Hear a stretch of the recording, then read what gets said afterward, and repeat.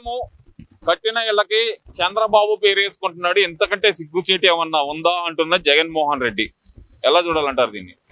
ఏముందండి, టిట్కో ఇళ్ళు చంద్రబాబు నాయుడు కట్టించాడు. దానికి కరెంటు కానీ వాటర్ సప్లై కానీ వాళ్ళకి కనీస వసతులు కల్పించకుండా ఎగ్గొట్టింది ఎవరు? ఎగ్గొట్టింది ఎవరండి? మీరు చెప్పాలా, జనం చెప్పాలా, అవునా కాదా?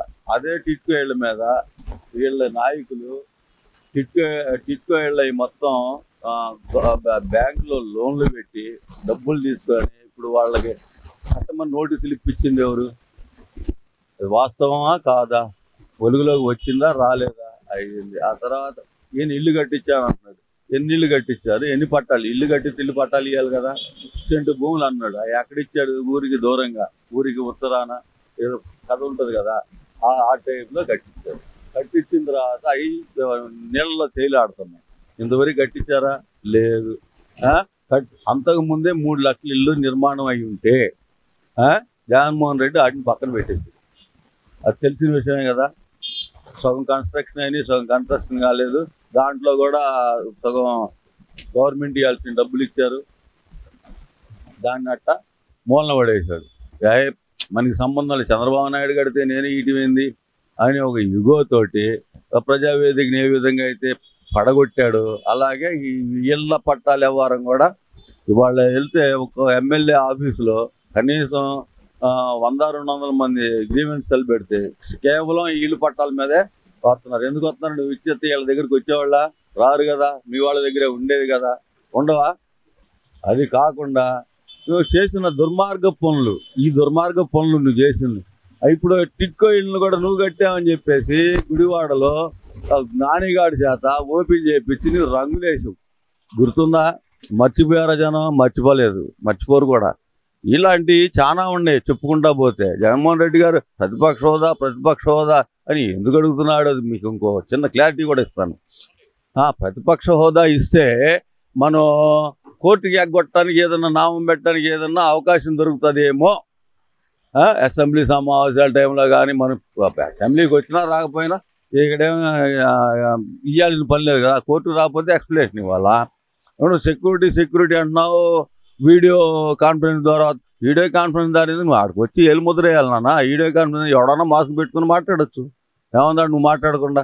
ఇవన్నీ కాదులే కానీ ఈ సెక్యూరిటీ లేకుండా అంటే బెయిల్ రద్దు చేస్తే లోపల బోల్డ్ అన్న సెక్యూరిటీ. ఎవడు కూడా నిన్ను కనిపించేవాడు ఎవడు ఉండడు. నీకు ఎలాంటి ఖర్చులు ఉండవు, భోజనం ఖర్చు ఉండదు, స్నానాల ఖర్చు ఉండదు, కరెంటు బిల్లు ఉండదు, ఉండవు కదా. మరి అక్కడే ఉండొచ్చు కదా, ఎందుకు బయట ఉంటాం? వేస్ట్ కదా. వీడియో కాన్ఫరెన్స్ ఇచ్చే కాడికి వీడియో కాన్ఫరెన్స్ ఎవరికి ఇస్తారంటే కట్టర్ ఖైదీలకి. అర్థమైందా? ఇళ్ళకాడ కూర్చున్న వాళ్ళకి కాదు, బయటకి బెయిల్ మీద తిరిగే వాళ్ళకి కాదు ఇచ్చేది వీడియో కాన్ఫరెన్స్. ఆ చిన్న లాజిక్ కూడా తెలియకుండా మీ లాయర్లు ఏం చేస్తున్నారో మాకైతే తెలియదు. 21వ తారీఖు కంపల్సరీ హాజరవుతానని చెప్పి మళ్ళీ చెప్పాడు కదా. మరి 14వ తారీఖు కావాలి, మరి 14వ తారీఖు ఎందుకు వదిలేసారు నాకైతే తెలీదు. విషయం చెప్తున్నాను. ఎవరికి ఇస్తారు, ఎవరికి ఫెసిలిటీ ఉందనేది కూడా తెలియకుండా మాట్లాడితే ఎట్లుంటుందండి? ఎవరైనా చెప్పాలా? ఎవరు చెప్పేవాళ్ళు లేకపోతే ఎట్నే ఉంటుంది. మరి ఇదంతా ఒక ఎత్తండి. ఏంటి తిరుమల లడ్డు వ్యవహారం ఏంటంటారు? అసలుకి అటు తిరిగి అసలు వాళ్ళని నెయ్యే కాదంటుంది కూటమి ప్రభుత్వం. మరి అది ఇక కూటమి ప్రభుత్వం కాదు, సిబిఐ ఇచ్చిన రిపోర్ట్ అది. దాన్ని అసలు ఎలా చూడాలంటారు? సిబిఐ ఎంక్వైరీ చేసింది ఎక్కడి నుంచి? సెంట్రల్ గవర్నమెంట్ నుంచి వచ్చింది. అవును కదా. ఇక్కడ ఏం పప్పులు ఉడకవు. చంద్రబాబు నాయుడు గారు దాన్ని మ్యానికులేట్ చేయాలన్నా పప్పులు ఉడకవు, జగన్మోహన్ రెడ్డి చేయాలన్నా పప్పులు ఉడకవు. దాంట్లో కలిపింది ఏంటి అంటే మన విశాఖపట్నంలో అది నూనెలు తయారు చేశారు చూసారా, ఇది పూజా ఆయిల్స్ లాగా. అలాంటి ఆయిలే వీళ్ళు తయారు చేసి తీసుకొచ్చి దాంట్లో అసలు ఏంటంటే పేపర్లో చూస్తుంటే విరుద్ధంగా ఉంది. 1 లీటర్ పాలు కొనలేదు, అదే బోలే బాబా డైరీలో నుంచి వాళ్ళు మరి ఇన్ని లక్షల లీటర్లు నెయ్యి ఎలా వచ్చింది? కల్తీ నెయ్యి అనడానికి అప్పుడు తెలుసు. మేము అప్పుడు కూడా ఒకసారి తిరుమల పోయి వచ్చాము. పోయి వచ్చినప్పుడు ఆ లడ్డులో 2 రోజులు పెట్టినా లోపల పెట్టినా కానీ తలకేసి కొట్టుకున్నా కూడా పగిలే కాదు, అంత స్ట్రాంగ్ అయిపోయాయి. అసలు ఆ జంతువుల కొవ్వు అనేది వేరే విషయం, దానికంటే ప్రమాదకరమైనవి. దాని మూలన శరీరానికి వచ్చే నష్టం లేదు, దానికంటే ప్రమాదకరమైనవి. అసలు హిందువులు చంపాలనుకున్నారా ఏంటి వీళ్ళు? హిందుత్వాన్ని కాదు, హిందువులనే చంపాలనుకున్నారు వీళ్ళు. అంత ఘోరమైన పాపం చేసిన వాళ్ళకి చుట్టుకుంటుంది. హిందూ ధర్మంలో ధర్మాన్ని ఆచరించే గొప్ప వ్యక్తి అంట కదండి సుబ్బారెడ్డి, వైవి సుబ్బారెడ్డి. 10 సార్లు మాల వేసుకున్నాడని చెప్తాడు, కానీ ఇంట్లో జరిగేది ఏందో ఆయనకు తెలియదు. నిన్నైతే ఇంకో చిన్న కామెడీ కార్తీక దీపోత్సవం అని చెప్పేసి ఏదో చర్చిలో పెట్టారు. అసలు పూజించడమే తప్పు అంటారు వాళ్ళు. అలాంటిది అక్కడెట్ట పెట్టారో నాకైతే అర్థం కాదు. కొన్ని ఊరేగింపులు ఇవన్నీ చెప్పుకోవడానికి బాగుంటాయి, కానీ ఇదంతా కాదు. ఇప్పుడు అసలుకి తిరుమల లడ్డు వ్యవహారంలో కూటమి ప్రభుత్వం తప్పు చేస్తుంది, హిందువుల మనోభావాలు దెబ్బతీస్తుంది, హిందువులకు బహిరంగ క్షమాపణ చెప్పాలని చెప్పి మన వైసీపీ అధికార ప్రతినిధి అయినటువంటి వెంకటరెడ్డి చెబుతున్నాడు కదా. మరి వెంకటరెడ్డికి ఏం తెలుసు అని నిన్నటి దాకేమో చంద్రబాబు నాయుడు గారి ఇంట్లో బాత్రూమ్లు కడిగారు. మీకు తెలీదా? ఆ రోజు చంద్రబాబు నాయుడికి అన్నం సరిగా పెట్టట్లేదు, ఆయన ఎవరు పట్టించుకోవట్లేదు అని వాగాడు కదా. ఈడు ఆడుంటేనే కదా, బాత్రూమ్లు కట్టడానికి పోతేనే కదా తెలిసేదే. వీడు బాత్రూమ్లు కట్టడానికి ఆడ ఇచ్చారు, అక్కడి నుంచి పోస్ట్ ఉన్నట్టుంది. నిన్న మొన్న ఏడకు వచ్చాడు పవన్ కళ్యాణ్ వాళ్ళ ఇంటికి, అక్కడికి అడుగుతున్నాడు. ఇప్పుడు పోస్ట్ మారింది. ఏంటంటే ఆయన చేసుకునే సొక్కాలు, ఆయన డిజైన్లు వీడు చేస్తున్నాడు.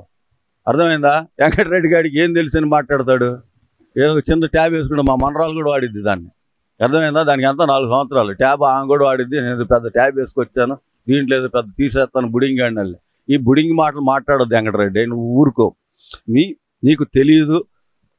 అసలు ఎర్రచందనం గురించి ఏం తెలుసు అని నువ్వు మాట్లాడుతున్నావు, దానికి డిమాండ్ గురించి ఏం మాట్లాడుతున్నావు? అంటే మీరు ఎర్రచందనం దోసుకున్నా ఎవరు అడగకూడదు, మీరు ఎదుటాన్ని బూతులు తిట్టినా ఎవరు అరెస్టులు చేయకూడదు. అంటే మీ ఇష్టానుసారం నీ సొంత రాజ్యం అనుకుంటున్నా ఏంటి?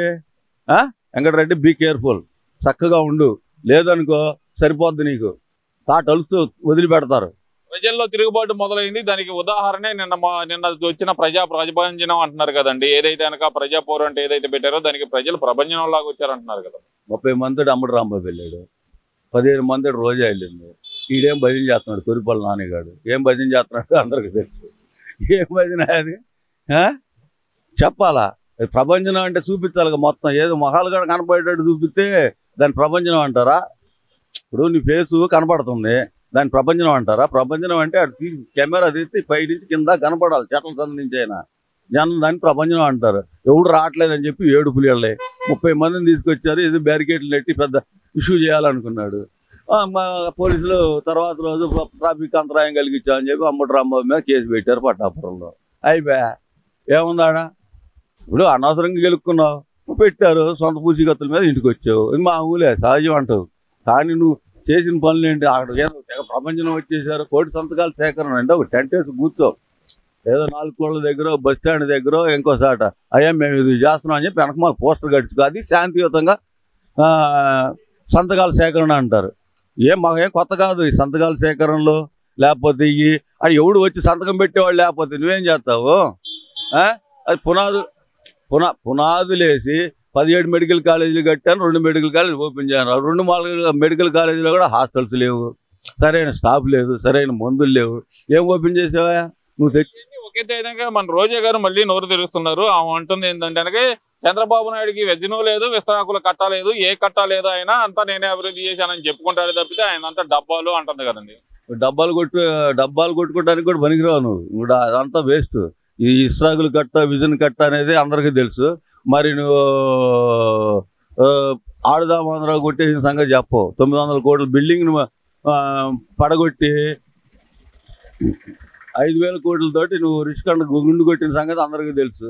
నువ్వు పర్యాటక శాఖ నుంచి నువ్వు ఎక్కడెక్కడ ఏ బిల్డింగ్లు కట్టావు, ఎంత మేరకు అభివృద్ధి, ఎంత మేరకు ఆదాయం తీసుకొచ్చావు చెప్పమంటే చెప్పవు.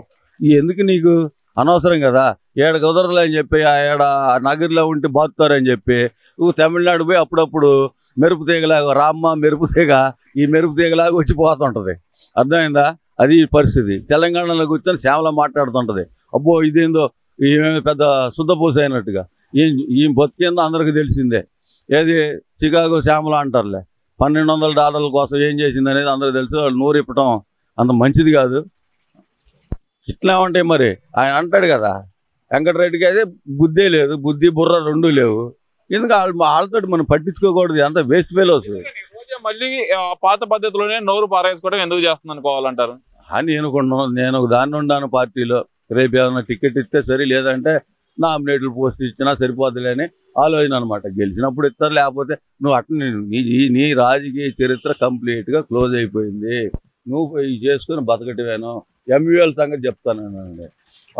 చంద్రబాబు నాయుడు గారు వాళ్ళు చేసిన మేము చేసిన ఎంయూఎల్నే నువ్వు మళ్ళీ రివ్యూ చేసుకుంటున్నావు అని అడుగుతున్నారు. మరి నీ దగ్గర పేపర్ ఉంది కదా, నీ దగ్గర ఒక ఛానల్ ఉంది కదా, అంతకుముందు ఎందుకు చెప్పలేదు? నేను ఫలానా కంపెనీ తీసుకొచ్చాను, జిందాల్తో కలిపి తీసుకొచ్చాను, లేకపోతే ఇంకోళ్ళతో కలిపి వచ్చిన కంపెనీలన్నీ పారగొట్టి ఉన్న కంపెనీలు కూడా కేసులు పెట్టి మచ్చు కూడా చెప్తున్నాను.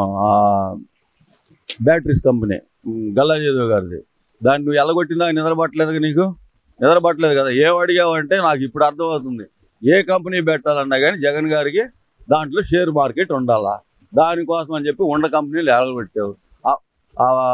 కాకినాడ పోర్టులో కూడా అదే వ్యవహారం చేసావు. ప్రతి కంపెనీ ఎవడన్నా రావాలంటే మాకు కంపెనీలో వాటాలు కావాలి, ఆ రాష్ట్రం మొత్తం నా ఆధీనంలో ఉండాలి అని ఆలోచనలో ఉండవు నువ్వు. అంటే కంపెనీలు వాళ్ళు డబ్బులు పెడితే దాంట్లో వాటా ఫ్రీగా కావాలన్నమాట. అర్థమైందా? దానికోసమే నువ్వు చేసి రాష్ట్రానికి నువ్వు చేసిన మేలేందో చెప్పాయా గట్టిగా. కనీసం డ్రైనేజీలు మొన్న వరదలు రావడానికి కూడా కారణం ఈయనే. ఎందుకో చెప్పనంట, ఒక రకంగా డ్రైనేజీలు బాగు చేయాలి. మురుగు కాలువలు కానీ బయటికి పోయాయి, అవి ఎటు నుంచి ఎటు పోతాయి? అక్కడే ఆగిపోతాయి కదా. డ్రైనేజీలు బాగు చేయకపోతే ఎవడైనా సరే, ఇప్పుడు ఇది నవంబర్ నెల, వీళ్ళు బాగా ముందన్నా కొట్టాలా, లేదంటే దాంట్లోనే పూడికన్నా తీయాలా. ఈ రెండు చేయకపోతే ఏమవుతుంది? రైతులు నష్టపోతారు కదా. రైతుల గురించి మాట్లాడే అధికారం కూడా నీకు లేదు. ఏం చేస్తావు నువ్వు? ఏం చేస్తావు రాష్ట్రానికి?